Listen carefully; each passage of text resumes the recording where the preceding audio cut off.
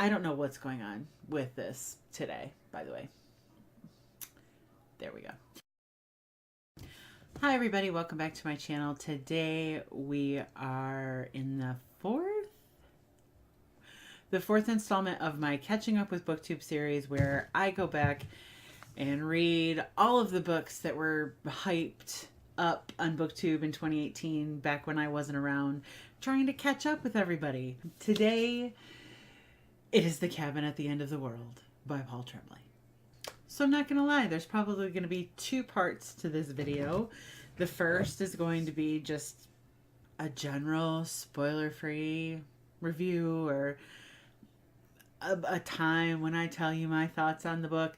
The second half of this video, I'm not going to say that it's going to contain spoilers, because I really try very hard to never put anything out there in a video that could be considered a spoiler, but it is probably going to be better served for people who have either already read the book or are maybe familiar with Paul Tremblay because they've read A Head Full of Ghosts or Disappearance at Devil's Rock, or don't really get upset if every single aspect of a book isn't theirs to uncover. This book has been talked about a lot on BookTube. It seems like there's this sort of understanding that not a lot is going to be said about The Cabin at the End of the World, because people need to go into it completely unaware. And I agree that going into it completely unaware is going to offer you probably a more enjoyable reading experience. But there's so much in this book, and these are things that I have not heard about on BookTube. I'm very passionate about this, actually. These are things that nobody is saying about this book, and they're phenomenal things that I cannot keep to myself. So we're probably going to get to that in the second half of this video. I will let you know. I will let you know when that's happening. So first of all, The Cabin at the End of the World. What? Phenomenal. Excellent book. And to be honest with you, it's the kind of book that while I was reading it, I was like, okay, this is probably a 4-star read. This is solid. This is enjoyable. I'm having a lot of fun reading this book. And then it ended.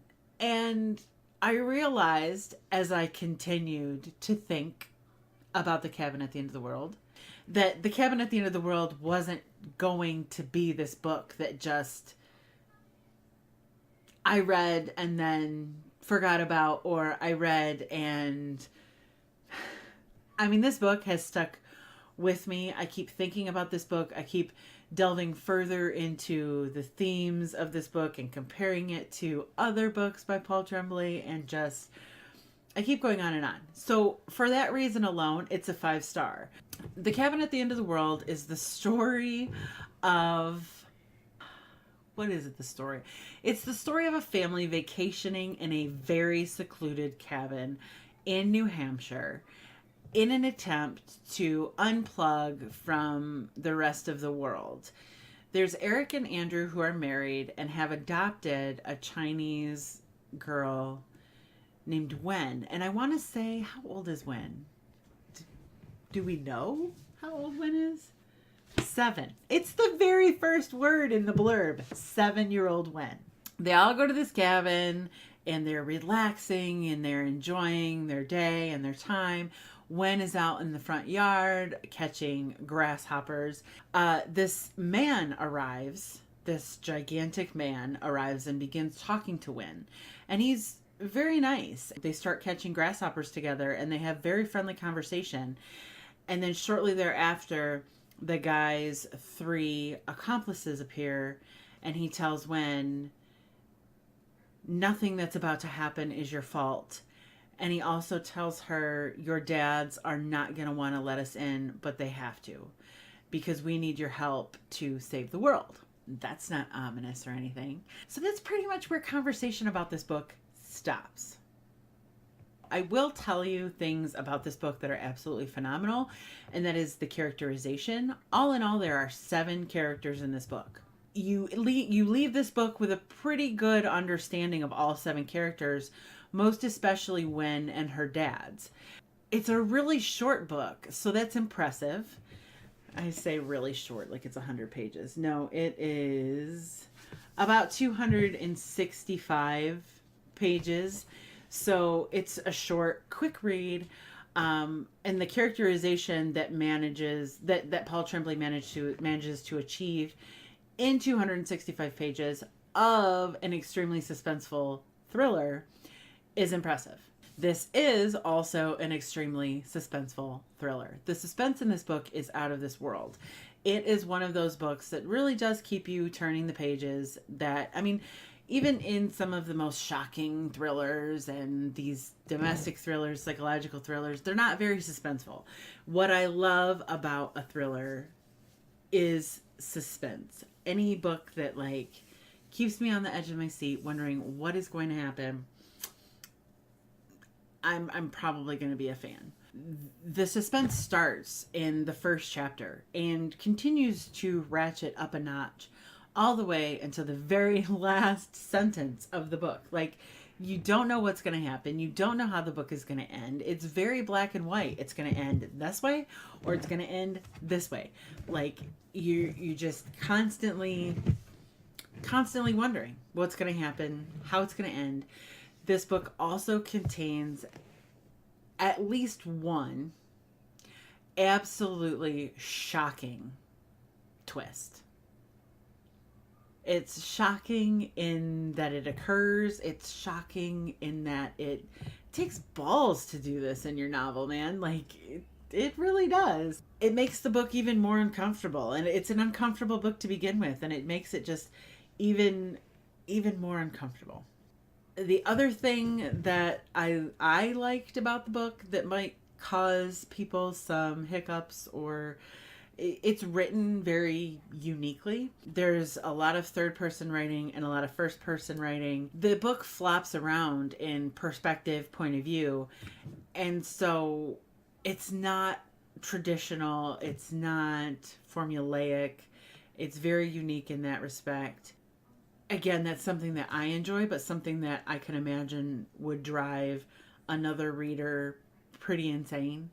If you're a thriller fan that can actually stomach some grittier scenes and violence and gut-wrenching suspense in your thrillers, then you should definitely read this. As a side note, A Head Full of Ghosts and The Cabin at the End of the World have both been optioned. The Cabin at the End of the World has been optioned by an independent film company, and so Paul Tremblay has said that it's more likely A Cabin at the End of the World will move through the production process faster because there's less pockets that have to have a say and stuff. So I think that A Cabin at the End of the World would make an absolutely terrifying film, but I'm also afraid that any screenwriter or director involved in the project would suck it empty of these things that I liked so much about the book. Okay, so now for the things that I don't necessarily consider spoilers, but these are things that you sort of have to figure out in the book. Like, you can read this book and enjoy this book without ever making these connections. So this might be where you stop watching if you like to go into your thrillers completely blind. Absolutely understand. I'm not going to reveal the twist or reveal the ending of this book. I'm just going to talk about some themes that you either like make the connection to or you don't. If you want to jump off this train right here, totally understand. Thank you for watching. I mean, this is a 5-star book. I don't know what else to say. If you're sticking with me, let's talk about Paul Tremblay as an author. So Paul Tremblay writes these books that really make you ask yourself some interesting questions about who you are. Let's take A Head Full of Ghosts, for example. I read that book and reviewed that book on BookTube. You can check that video out here. A Head Full of Ghosts basically asks you whether or not the girl in the book is possessed. A Cabin at the End of the World basically asks you whether or not you believe that the world is ending. But there's an argument on both sides for whether or not that's true. just like in A Head Full of Ghosts, there are very strong arguments on either side of whether or not that's true. And Paul Tremblay usually gives us, or in these two books has given us, a character to argue for one side and another character to argue for another. And in both books, he's put this innocent, intelligent child in the middle and given that child a voice. I love the child's perspective that has appeared in both of the Paul Tremblay books that I've read. I just love it. Hands down, not gonna lie. Wen is a beautiful character, and the girl in A Head Full of Ghosts, whose name I cannot remember at this moment, is also an amazing character and a beautiful voice and all of that. And then he ends the books ambiguously, right? I mean, basically he presents the reader with this huge question that they have to answer for themselves, and doesn't really give you the satisfaction of knowing whether or not you're right. I don't believe that spoils the ending, by the way. I also find interesting that both of these questions revolve around religious or spiritual belief. So in A Head Full of Ghosts, you have the one parent who is not a fan at all of religion, and another parent who immediately turns to religion and becomes convinced that his daughter has been possessed by a demonic force. In The Cabin at the End of the World, you have people that are there talking about the end of the world. And I don't know if this is obvious to everybody, or but I mean, these are the harbingers of the apocalypse. These are the four horsemen of the apocalypse. So here's a little biblical reference if you're not up on that. In the book of Revelations, there are 7 seals. Like at the hand of God, there's this scroll, and the scroll is sealed with 7 seals. And as each seal is open, we become closer, we take a step closer to the end of the world. The first 4 seals on that scroll represent the 4 horsemen of the apocalypse. Red, black, white, and pale, which corresponds with these 4 people that show up. There's 7 characters in the book. There's 7 seals. 4 of the seals are the 4 horsemen of the apocalypse. 4 of the characters in the book are the harbingers of the apocalypse. Now, again, we have one character who has a religious background and is more likely to believe what these 4 strangers are telling him. And we have another character who thinks that this is the most ridiculous crap he's ever heard in his life. Both books put, faith and interpersonal relationships in a room and expect you to make a choice between the two of them. For the parents and the sister in A Head Full of Ghosts, it was a matter of choosing between medical intervention or spiritual intervention for the troubled daughter, and the wrong choice would eventually lead to her continued deterioration. Likewise, in The Cabin at the End of the World, you've got a choice that has to be made between saving the world or saving yourselves. Do you sacrifice yourself or one of your own for the greater good? Or do you let the greater good fend for itself, basically? Which is more important to you?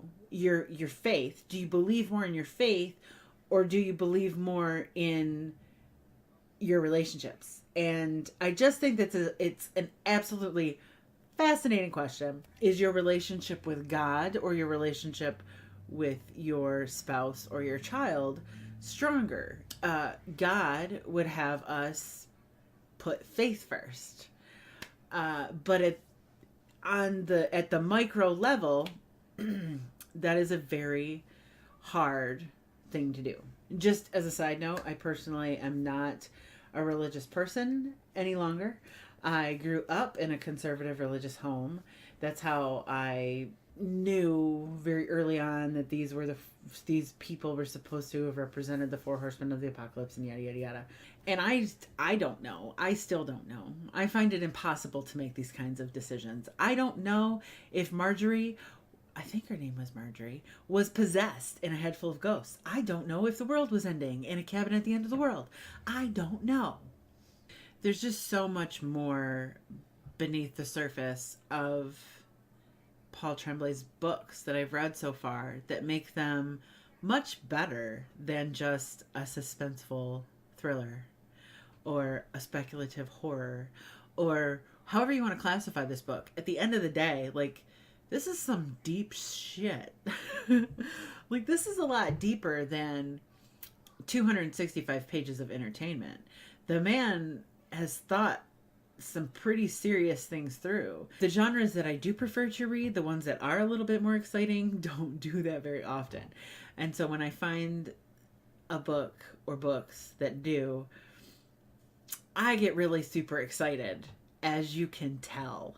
I hope I didn't ruin anything or step outside acceptable boundary lines in order to throw this stuff out there or say how much I appreciate the existence of this stuff in Paul Tremblay's books, but that is what I wanted to do. So if you've stuck with me this long, let me know what you think. Let me know if you've already read them, if these were things that you contemplated as well, if you've already read them and didn't make these connections. Does knowing them now increase your satisfaction with the book or decrease your satisfaction with the book? I don't know. Just let me know. Let's have a discussion about this. I actually want to talk about this book, and there's just not anybody talking about it. I want everybody to know that this book contains so much more than the blurb. The book is more powerful than the blurb. And there's much more at stake, and you will become way more invested in all of those things than you could ever possibly imagine just from hearing the book blurb. I think that's all that I have for you today. Thank you so much for watching me ramble very passionately about the cabin at the end of the world. I will see you all very soon.